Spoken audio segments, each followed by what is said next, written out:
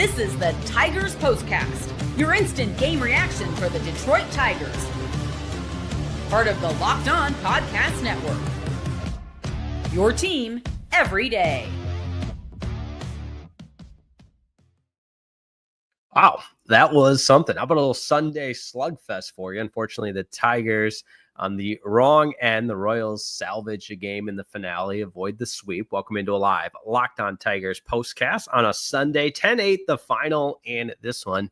And boy, do we have a lot to break down on your post-game destination, the Locked On Tigers post-game show. Make sure you like today's video and go ahead and subscribe to the channel if you haven't already. We do this after every Tigers game. We break it all down. We react, we collaborate, we commiserate, whatever the situation calls for. And a day like today, it was a wild slugfest, but homestand 5-1. You can feel good about that. Of course, we'll have our biggest talking point, our turning point, and the player of the game. A lot of choices on that one. So fire up the comment section because I want to hear what each and every one of you have to say as well, because this game had a little bit of everything, some twists and turns and everything in between, some home runs, doubles, extra base hits, you name it.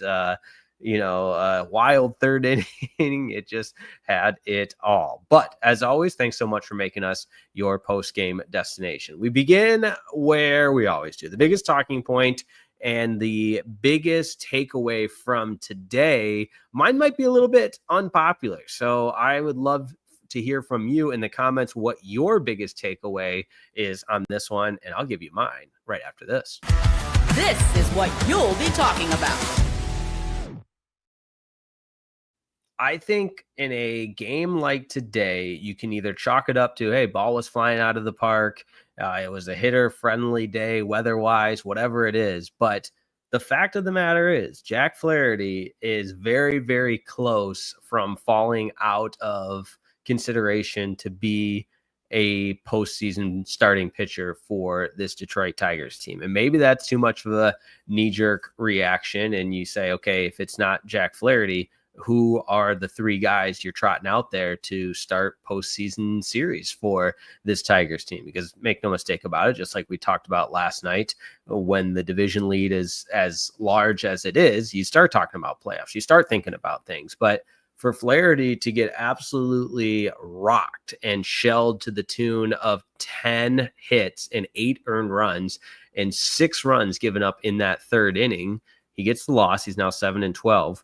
All of that, I mean, this is the type of start that either you chalk it up as an outlier, or if this type of start is close to who Jack Flaherty is and has become this season, because we know he wasn't this type of pitcher last season, you have to realistically have that conversation that he's not ready to be a starting pitcher in the postseason. I know he had postseason success last year with the Dodgers, but the sample size and the immediate data would point to Jack Flaherty not being ready to be a starting pitcher or in the starting rotation for the postseason. And we can go back and forth with every little twist and turn in this game.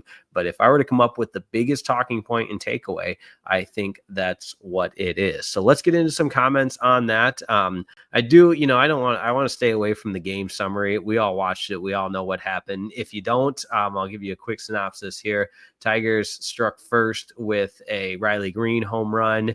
And then in the third, the Royals came back with 6 runs, 7 hits and 6 runs in that third inning. Tigers could have folded. They could have rolled over and did what they did in Minnesota after taking the first 3 in that series and have the next 20 batters get retired to end the season or end the game. And fortunately, they did not do that. They scored 3 runs in the home half of the fourth. You love to see that with the Jahmai Jones double scoring Riley Green, Zach McKinstry, and Dylan Dingler. So a 3-run double. And then in the fifth, right back at it, Wenzel Perez going yard, Dylan Dingler with the RBI double, Zach McKinstry with an RBI single, and so on and so forth. But the pitching, the bullpen, it was I wouldn't say the bullpen was destined or due for a game like this, but they had been so good. And so I'm not going to, the sky falling on the bullpen, but got rocked a little bit there with Holton, Hannafy both giving up an earned run and not necessarily being super sharp. He had the wild pitch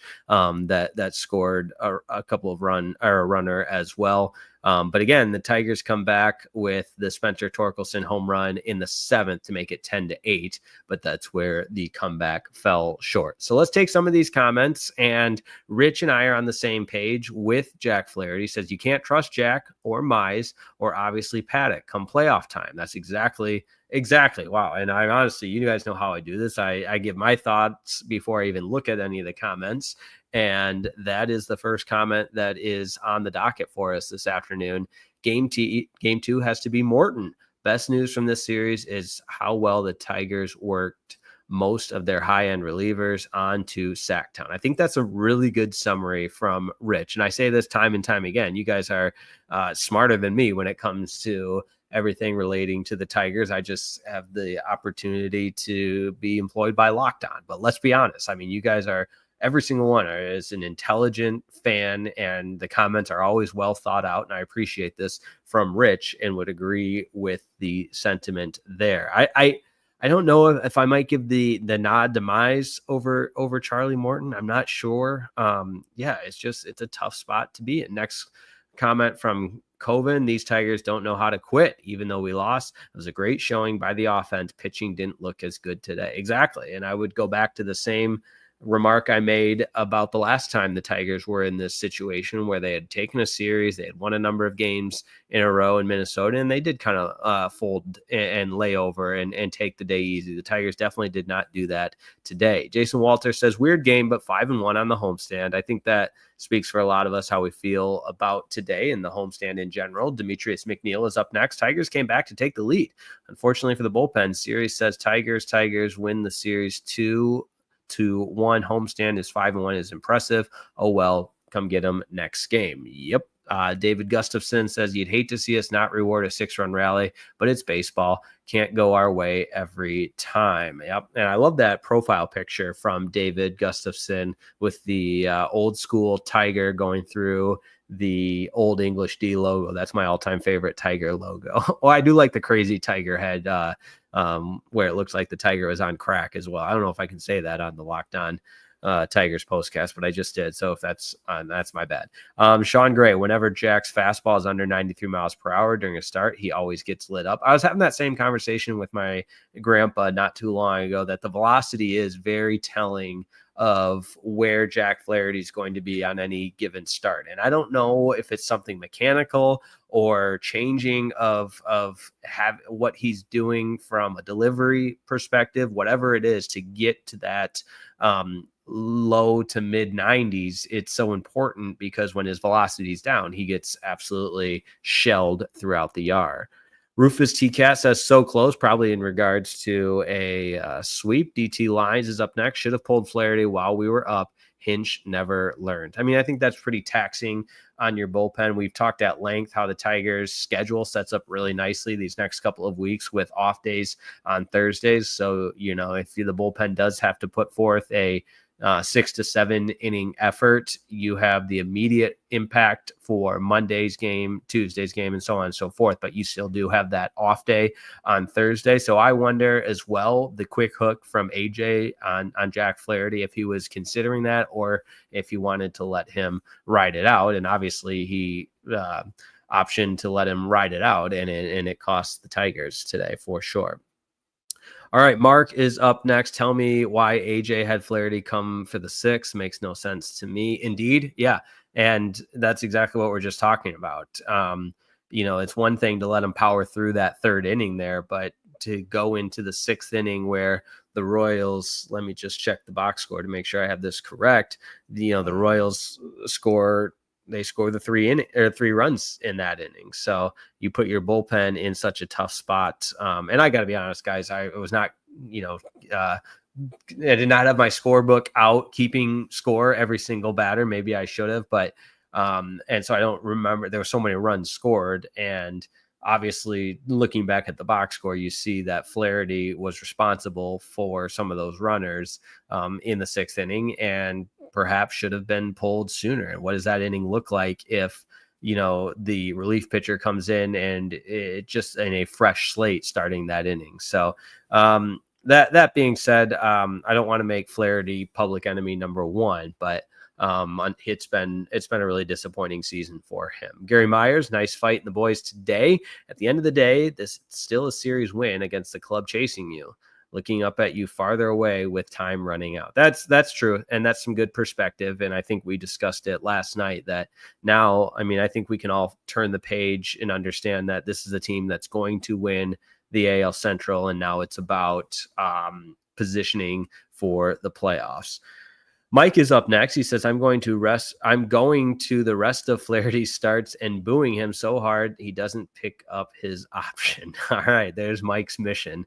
Detroit Lions is up next. We should give one of our prospects a chance and call them up. That's a popular discussion. I know Scott Bentley does a great job with that on the Daily Show. We don't really dive into a lot of that, the minor league discussion and the hypotheticals of roster construction and so on and so forth in the immediate reaction of the post-game show. But I wouldn't be opposed, and I certainly don't blame the thought process there to get those guys up with the big league club, but obviously understanding that starts their clock as well. Sean Gray wants to see Melton back into the starting rotation. I don't hate that idea. Detroit Lions, we need Cobb and Madden to get healthy. Yeah, Cobb's an interesting one because it feels like he's trending that way, and it would be a huge boost. You never really know. I want to give a shout out to Amber here. I don't want to mispronounce the last name there with the Go Tigers. Also adds, can't believe the Tigers lost, but she gave us a nice compliment on the show yesterday. So sometimes I see the comments after we've ended the show. I don't get a chance to express my appreciation. So thank you. Thank you. Thank you. Thank you. You guys know I love doing the Locked On Tigers post-game show and want to continue building this community and capitalizing on the success of the team because it's more fun when you're winning. We all know that. But hey, let's take a quick break and close out the weekend and continue to look at this one. We'll have our biggest turning point and the player of the game. That's next on Live Locked On Tigers postcast.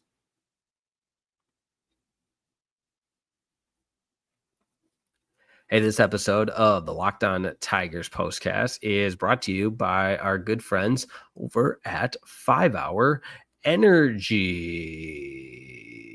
Time to fuel up and turn it up with 5 Hour Energy Transfusion. This grape, ginger, and all lime flavor shot brings the iconic taste of a golf course favorite to a non-alcoholic boost, perfect for sinking birdies or making great memories with friends. It's a hole-in-one for your energy game, and whether you're out on the course or you just need a little extra push to power through your day, 5 Hour Energy Transfusion delivers the clubhouse flavor you love without ever leaving the green. When you're in that golf group and sometimes you pulled an all-nighter the night before and you're on that golf trip and you got to find a way to rally, well, the 5 Hour Energy Boost is perfect for that. Golf is all about good times with good people and good flavors. The grape, ginger, lime flavor of 5 Hour Energy Transfusion gives you the best parts of your clubhouse go-to without ever leaving the course or chasing down the bev cart.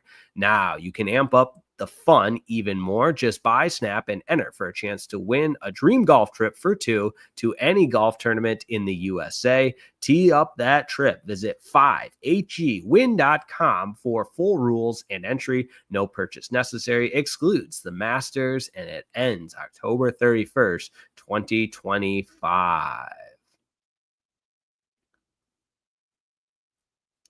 All right, let's get you out for a Sunday afternoon or evening by this time and enjoying the last couple of hours of the weekend. And we do that with our biggest turning point in this one. Time to reveal where the game was won or lost. It's the turning point.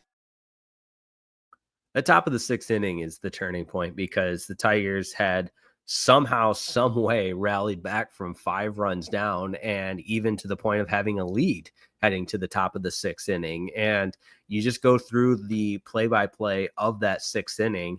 And like I mentioned, there are so many runs scored and so many different twists and turns that to zero in on exactly where that game turned for good, it was Flaherty giving up the single and the double to India to start that inning. And so you bring in Holton, but it's second and third with nobody out. And, Holton gives up the single, not great, obviously, but that just perpetuates the rally for the Royals to, eventually play 3 runs on 3 hits in that inning. And that's where the Tigers were unable to fight all the way back. But again, they didn't quit. You had the home run from Torkelson, and he just continues to prove all of the haters and the doubters wrong. So although this one didn't go the way of the Tigers, they showed quite a bit as far as resiliency and grit. And when the game turned, they wouldn't let go, not without a fight. That's the definition of a slugfest. 18 runs scored in this one. How about our player of the game? This is the Locked On Player of the Game.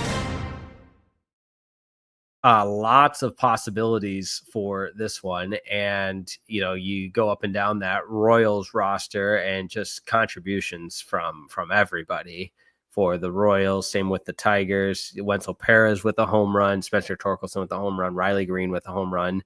And, guys just continuing to pour it on offensively. It's tough to choose just one player of the game, especially in a losing effort. But if, the 3 RBI by Jahmai Jones with the RBI double, the 3 RBI double, that resonates. I just felt like that was such a big play to get this team back on board. So we'll go with Jahmai Jones. And even though on a day where the Tigers lose, it was such a impressive effort offensively that I don't mind giving a little player of the game love to the Tigers. All right, a couple more comments. Jimmy Card Collector says McGonigal has to be a better bat than Sweeney. I think we're all feeling that way about bringing up McGonigal and having him represent the Tigers. It has a little bit of the feel of Jackson Jobe last year, where it was just you're just waiting and waiting and waiting for him to get the call up. Guy Merritt is up next. Personally, I didn't think Flaherty pitched really bad in the 3rd inning. He really threw one really bad ball that hung over the plate. I would disagree. I just think you got to be able to give your team a chance to win. And if you don't, that's the definition of maybe he didn't pitch all that bad, but he was so ineffective that the Tigers, yes, they came back and rallied, but I wouldn't say that stat line and that final line, and maybe that's too simplistic of a way to look at it, but it certainly doesn't give your team a chance to win when the opposition is plating 8 earned runs, or certainly puts your offense up against it. But that being said, hey, love the conversation, love the discourse, and every part of doing the Locked On Tigers postcast. This one doesn't go the Tigers' way, but they win 5 of 6 at home, and they've won 11 of 14 overall. So pretty good baseball being played from the Tigers. Up next, they head to Sacramento to take on the Athletics. And I know we're not saying the Sacramento Athletics, because that's just a whole different situation. And you guys know my fiance's family from the Bay Area. They were longtime Oakland Athletic season ticket holders. So it's still very painful for them that their team got sold by a greedy, money-hungry owner, and it sucks for the people of Oakland and the Coliseum. And although it was much of a dump, it certainly was better than a team with no city playing in a minor league ballpark in Sacramento. But yeah, we don't need to get into all of that. Scooble will go tomorrow. It's always fun to have Scooble on the bump. The lefties 11-3. JT Ginn for the A's, he's 2-5. So feel good about the advantage you have on paper from a starting pitching perspective. But thanks so much for tuning in, and I appreciate everybody's comments and collaboration on a Locked On Tigers postcast Sunday edition. Back with you tomorrow. Make sure you like today's video, subscribe to the channel, check out Locked On Tigers with Scott Bentley. He'll have a new episode beginning at midnight. So there you have it. Tigers fall to the Royals in a wild one on Sunday, a slugfest, but they win 5 of 6 on the 6-game homestand. Have a great rest of your Sunday. See you next time on the Locked On Tigers post.